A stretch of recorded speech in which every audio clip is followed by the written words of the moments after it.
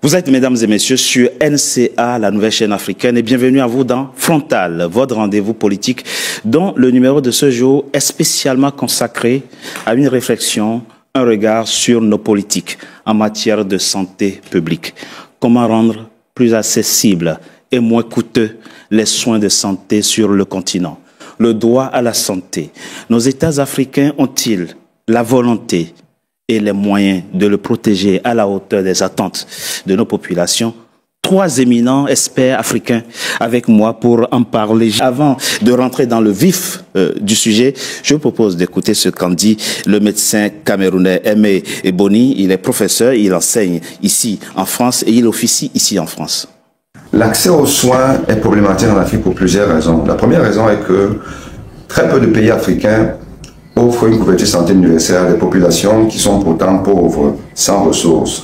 Donc, la part du foyer familial en Afrique dans les soins est très importante, plus de 80%. Ensuite, il y a très peu d'hôpitaux bien achalandés pour offrir des soins de qualité. Le résultat des courses, les populations qui ont un peu de moyens sont obligées d'aller dans le privé. Les établissements privés sont finalement les mieux lotis, ce qui est un paradoxe, parce que elles ont des équipements meilleurs, mais des équipements coûteux. Et donc parce que c'est coûteux, finalement le soin va être plus cher, donc inaccessible à la majorité de la population. L'hôpital finalement public en Afrique, qui normalement devrait être le mieux loti, est plutôt le parent pauvre. Or, c'est là-bas que se soignent des populations qui n'ont finalement pas les soins de qualité. Voilà le drame de l'Afrique, l'accès aux soins, à cause d'un financement rédhibitoire de l'État pour la santé.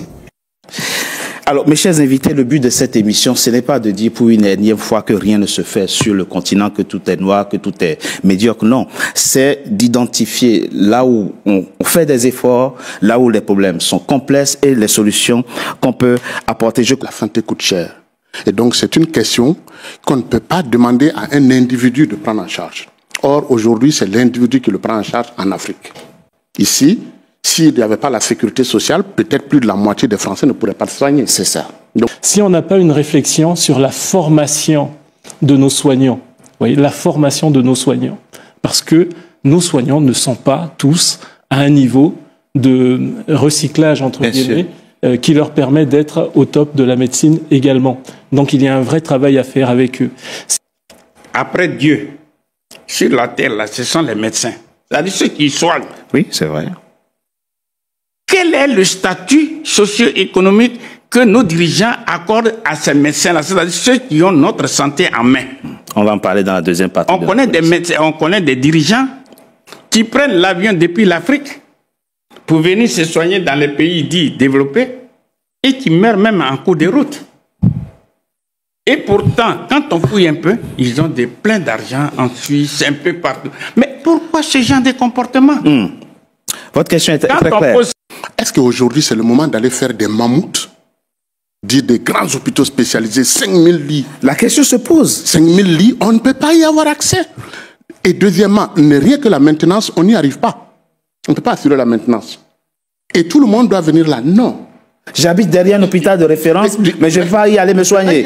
Donc, c'est très intéressant ce que vous dites là. Et Dr Youmou Sayave, Jidas Vieira, les hôpitaux de référence, au fond, ne servent peut-être, dans une certaine mesure, à régler la question des évacuations sanitaires coûteuses du personnel politique et administratif de nos États, au fond, finalement.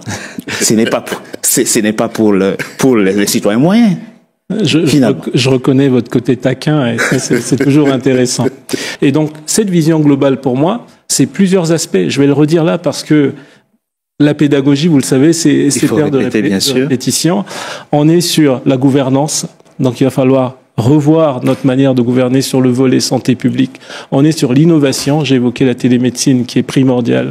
On est sur la prévention et la promotion de la santé. Tant qu'on ne commencera pas par là, on n'ira pas loin. On est également sur l'écologie globale. Et évidemment, lorsqu'on parle de prévention, on parle d'avoir à manger dans son assiette et de ne pas manger n'importe quoi parce que c'est le cœur, évidemment, de l'homme. NCA, la nouvelle chaîne africaine poursuit son développement et vient de faire son entrée dans le célèbre bouquet Canal+. Disponible depuis ce 7 juillet sur le canal 9 et le canal 573, la chaîne panafricaine est désormais diffusée dans 45 pays du continent. Merci à vous tous qui, par vos soutiens, avez contribué à la concrétisation de ce projet panafricain. NCA, la chaîne panafricaine de référence. NCA, la nouvelle chaîne africaine. NCA, the New African Channel. Deuxième partie de notre émission, le numéro de ce jour est consacré, nous l'avons vu, à une réflexion sur nos politiques en matière de santé publique. Et dans la première partie de notre émission, le professeur Nicolas Agbou a énoncé une très belle phrase. Vous aviez dit, après Dieu, ce sont les médecins. C'est beau comme phrase.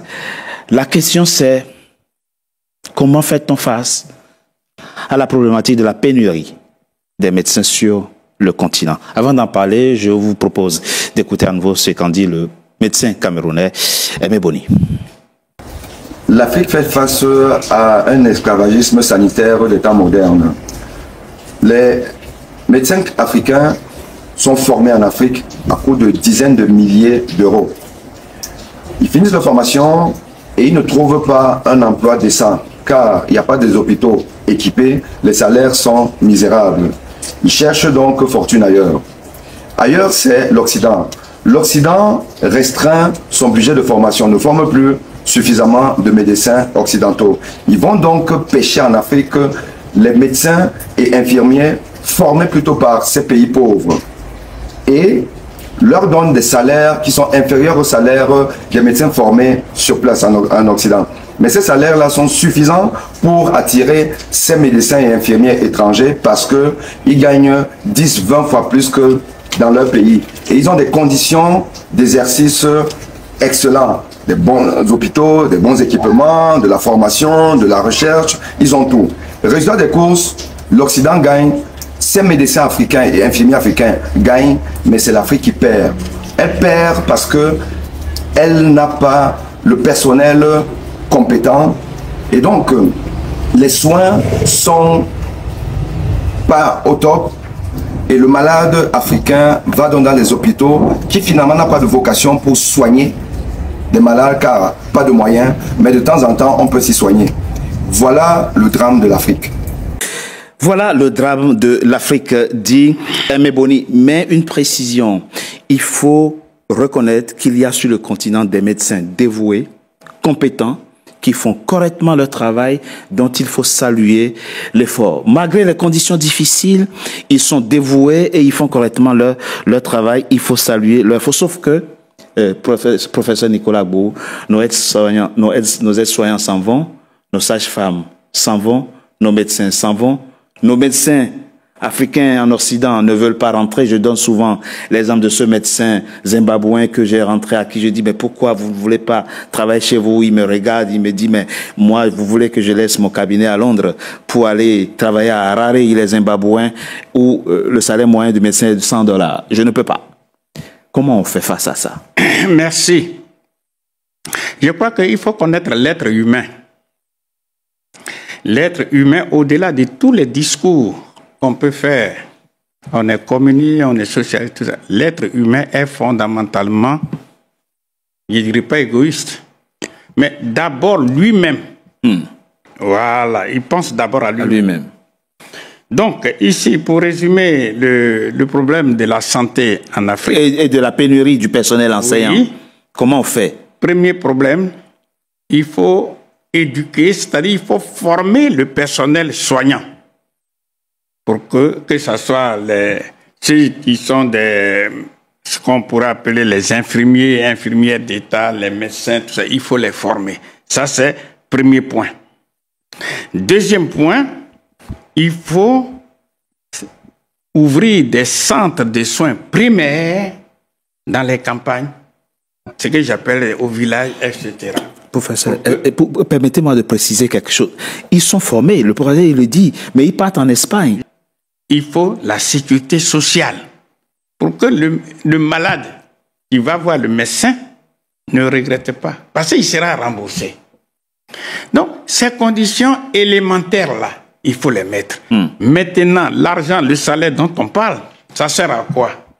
C'est pour payer, c'est pour satisfaire ce que j'appelle les besoins essentiels, comme par exemple les loyers, etc. Mais il faut loger, il faut mettre à la disposition du corps médical des logements, etc. En un mot, mieux les payer. C'est la conditionnalité. Or, qu'est-ce qu'on constate en Afrique? On donne plus d'importance à ce que j'appelle au personnel politicien, ceux qui font la politique pour la politique. Il n'a rien au départ et il devient ministre ou bien il devient tant. Mais on va voir dans les mois qui arrivent, il a changé complètement de niveau de vie. Et ceux qui détiennent la vie... Absolument. Ceux qui nous soignent sont négligés. C'est un scandale, effectivement. Ils sont dans la misère. Vous avez raison. Et ceux-là, parce qu'ils sont dans la misère, eh bien, nous voyons ce qui est inacceptable. C'est-à-dire, vous allez dans un hôpital, l'hôpital est vide. On va vous dire, pour une injection, il faut payer. Pour la bande, il faut tout payer. Celui qui ne peut pas payer, eh bien, malheureusement, il meurt. Docteur Youmou Seyave, pour prendre un exemple concret, puisque le diagnostic est fait, on connaît les problèmes. Maintenant, il faut les solutions. Vous êtes un expert en télémédecine, tout comme docteur Vieira, mais il ne sert à rien de faire de la télémédecine avec un hôpital non équipé où il n'y a rien. Bon. Est-ce qu'on peut envisager un retour de nos médecins avec des contrats spécifiques? C'est-à-dire, si tu es médecin béninois, togolais, ivoirien, burkinabé, tu officies en France, à Londres ou aux États-Unis, on te fait venir pour 5 ans, 10 ans. On te garantit ton salaire. Peut-être pas intégralement, mais 3/4 de ton salaire. Puisque le professeur parle de patriotisme. Peut-être que ça pourrait être une solution pour motiver les gens à rentrer en Afrique, non? Alors là, vous touchez du doigt ce que j'appelle la triple perte. Voilà. Le professeur, quand il parlait, il a expliqué les gens qui quittent, ils sont formés, ils sont médecins, infirmiers, sages-femmes, et quittent, ils vont à l'extérieur. Oui. Qu'on appelle la fuite des cerveaux. C'est ça. C'est un phénomène qui est là, qui existe. Il a donné les raisons. Le manque d'équipement, le manque de reconnaissance, tout ça qui fait que les gens ils s'en vont. À côté de ça, il y a ceux qui s'en vont sans partir. Toutes les institutions internationales, l'OMS, l'UNICEF, les autres, ils recrutent là-bas. Parce que c'est des gens bien formés, qui connaissent le terrain et qui sont effectivement efficaces. Ouais. Donc, la plupart, ils font santé publique pour rejoindre l'UNICEF, santé publique pour rejoindre l'OMS, santé publique pour rejoindre un système des Nations Unies ou pour rejoindre une ONG ou autre. Ouais. Donc, il y a une fuite interne. Bien sûr. De ce même cerveau. C'est la même chose que celui qui est parti ailleurs. C'est ça. Mais c'est la même fuite. Bien sûr. Donc, l'État a formé, il a dit, la formation d'un médecin, c'est à peu près 44 000 euros pour un État. Bien sûr. Ça, c'est le minimum pour un État africain. Aujourd'hui, quand on regarde, l'Afrique à 22% de l'ensemble de la morbidité, de la mortalité. C'est-à-dire, si on prend dans le monde, 22% de tous les maladies et les morts se passent en Afrique. Mais on n'a que 4,5% de tout le personnel médical confondu. Et 1% du budget.